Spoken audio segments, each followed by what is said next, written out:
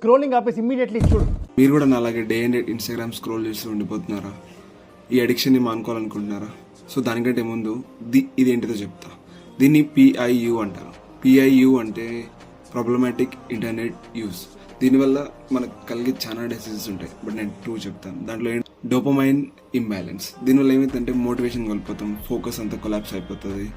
And the second one వచ్చేసి మన mental health అనేది డ్యామేజ్ అయిపోతుంది. దీనివల్ల ఏమైందంటే యాంగ్జైటీ పెరిగిపోతుంది, కంపారిజన్స్ పెరిగిపోతాయి అండ్ డిప్రెషన్లోకి వెళ్ళిపోతాం. సో దీని నుంచి కంబ్యాక్ ఇవ్వడం కోసం ఎప్పుడూ కన్జ్యూమింగ్ కాదు, let's create content and let's get out of this.